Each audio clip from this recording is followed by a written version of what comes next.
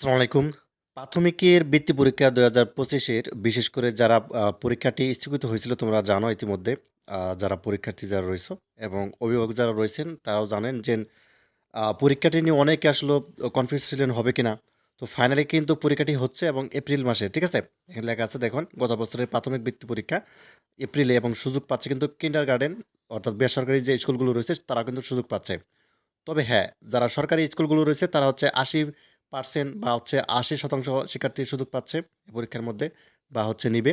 আর ২০% হচ্ছে কিন্ডারগার্টেন শিক্ষার্থীরা সুযোগ পাবে, মানে বেসরকারি। ঠিক আছে? আচ্ছা, তো একটা অ্যানাউন্সমেন্ট রয়েছে যেহেতু পরীক্ষা এপ্রিলে হবে, তো অল্প সময়ের মধ্যে আপনারা হচ্ছে কিভাবে প্রস্তুতি গ্রহণ করবেন, যারা অভিভাবক দেখতেছেন ভিডিওটি। আচ্ছা, আমরা একটি শর্ট একটা সাজেশন তৈরি করেছি। এই ৫ টি সাবজেক্টের যেহেতু পরীক্ষা অনুষ্ঠিত হবে, বাংলা, ইংরেজি, গণিত এবং বিজ্ঞান আর হচ্ছে আপনাদের হচ্ছে অ বাওয়াবি, ঠিক আছে? অর্থাৎ বাংলাদেশের বিশ্ব পরিচয়। এই ৫ টি সাবজেক্টের পরীক্ষা অনুষ্ঠিত হবে এবং এই ৫ টি সাবজেক্টের পূর্ণাঙ্গ একটি শর্ট সাজেশন তৈরি করছি যেটা বাচ্চারা হচ্ছে অল্প দিনের মধ্যে শেষ করতে পারবে। অর্থাৎ ১০-১২ দিন পড়লেই কিন্তু এগুলা শেষ করা সম্ভব। এই ৫ টি সাবজেক্ট শেষ করা সম্ভব। ঠিক আছে? তো যা হোক এটার মূল্য হচ্ছে মাত্র ৳১০০। যারা নিতে চান অভিভাবক যারা রয়েছেন ভিডিওটি দেখতেছেন, তো আপনারা হচ্ছে যেটি করতে পারেন সেটা হচ্ছে এই যে নাম্বারটি রয়েছে নাম্বারটির মধ্যে WhatsApp রয়েছে আমার। ঠিক আছে? WhatsApp এ নক দিলে ওখানে পিডিএফ আকারে ফাইলটি নিতে পারবেন। যেহেতু খুবই শর্ট এবং একেবারে শর্ট একটা সাজেশন। এটা খুব বেশি পাতা নয়। ঠিক আছে? অল্প এবং ৫ টি সাবজেক্ট হয়তোবা ২০-২২ পেজ এরকম হবে। তো এইটা পড়লেই যথেষ্ট। ঠিক আছে? এটা পড়লেই যথেষ্ট এবং এটা পড়লে ইনশাআল্লাহ বৃত্তি পাবে আশা করা যাচ্ছে। সেভাবে তৈরি করা হয়েছে। ঠিক আছে? তো যারা নিতে চান এই নাম্বারটির মধ্যে যোগাযোগ করে নিতে পারেন।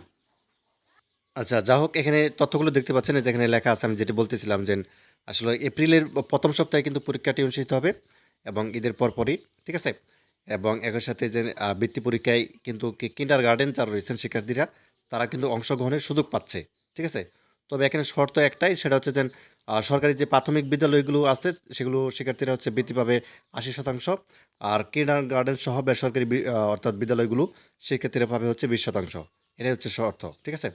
তো যাই হোক ইতিমধ্যে কিন্তু অষ্টম শ্রেণীর শিক্ষার্থীদের জুনিয়র বৃত্তি পরীক্ষা এবং মাদ্রাসা অষ্টম শ্রেণী যে অষ্টম শ্রেণী একই সাথে পঞ্চম শ্রেণীর যে ইত্যাদি সেগুলো কিন্তু প্রকাশ করা হয়েছে ফলাফলটা জানেন। শুধুমাত্র কিন্তু এটাই ছিল অর্থাৎ প্রাথমিক বিদ্যালয় যেগুলো রয়েছে অর্থাৎ পঞ্চম শ্রেণী সরকারি এবং বেসরকারি কিন্ডারগার্টেন তারা কিন্তু বাকি ছিল। তাদেরটাও কিন্তু এই বৃত্তি পরীক্ষাটি হয়ে যাবে। ঠিক আছে? এপ্রিলে। কাজেই শর্ট সময়ের মধ্যে প্রস্তুতি গ্রহণ করতে হবে।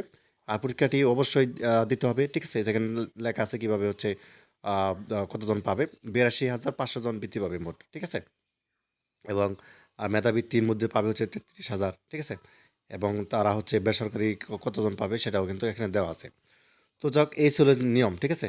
আর কত টাকা করে পাবে সেটাও কিন্তু এখানে উল্লেখ করা আছে। তো ধন্যবাদ সবাইকে ভিডিওটি দেখার জন্য। আল্লাহ হাফেজ।